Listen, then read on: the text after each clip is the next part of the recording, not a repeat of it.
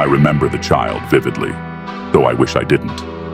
She was the daughter of a neighbor who lived just down the road, a sweet-faced little girl with wide, curious eyes that always seemed to glimmer with mischief. Her name was Lily, and she had an obsession, a strange fixation on the flickering flame of a candle. Every night, her mother would tuck her into bed, and every night Lily would plead to hold the candle. Her mother always said no, of course, her voice gentle but firm. "The candle isn't a toy, Lily. You'll hurt yourself." But Lily never listened.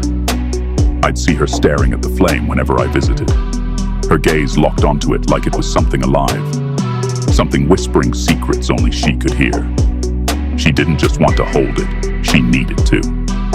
One evening, I stopped by their house to borrow some sugar. I found her mother sitting at the kitchen table, her face drawn with exhaustion. "She won't stop asking about the candle," she confessed. It's calling to her." I tried to laugh it off, to suggest that all kids had strange fixations. But even then, something about Lily's fascination didn't sit right with me. That night, it happened.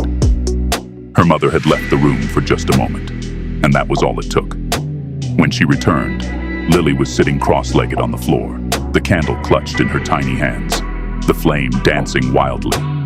"Lily, no!" her mother screamed, rushing toward her. But before she could reach her, Lily plunged her fingers into the flame. The scream that followed wasn't human. I heard it from my house, sharp and piercing, cutting through the still night air like a blade. By the time I got there, the room was filled with the smell of burnt flesh and something else. Something acrid and metallic, like blood, but sharper. Lily was sitting perfectly still, her hand blackened and blistered, her wide eyes fixed on the now extinguished candle. Her mother was frantic, sobbing and shaking her, but Lily didn't move. I stepped closer, my heart pounding, and that's when I noticed her lips moving. She was whispering something, over and over again, too soft to hear. "Lily?" I said, kneeling beside her. She turned her head to me slowly, and my breath caught in my throat. Her eyes weren't her own anymore. They were dark, impossibly dark, like the void between stars, and they stared through me as if I were nothing. "It spoke to me," she whispered, her voice hollow. "The fire spoke to me." Before I could ask what she meant, her burnt hand twitched, and she smiled. A smile so wide and unnatural it stretched her face into something unrecognizable. Her mother screamed again, but it was too late. The flame reignited on the wick of the candle, brighter and hotter than any fire I'd ever seen. It didn't flicker. It burned steady, as though alive. And Lily began to laugh.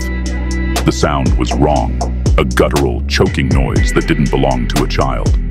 The shadows in the room lengthened, bending toward the flame, and I swear I saw something move within them. Something with too many limbs and a face that didn't make sense. I don't remember running. I don't remember how I got back to my house. But I do remember the last thing I saw before I fled. Lily, sitting in the glow of the unnatural flame, her burnt hand still clutching the candle. She doesn't cry to hold the candle anymore. She doesn't cry at all. But sometimes, late at night, when the wind is still, I can hear her laughter. It drifts through the dark, cold and hollow. And I know that whatever spoke to her in the fire is still there, waiting,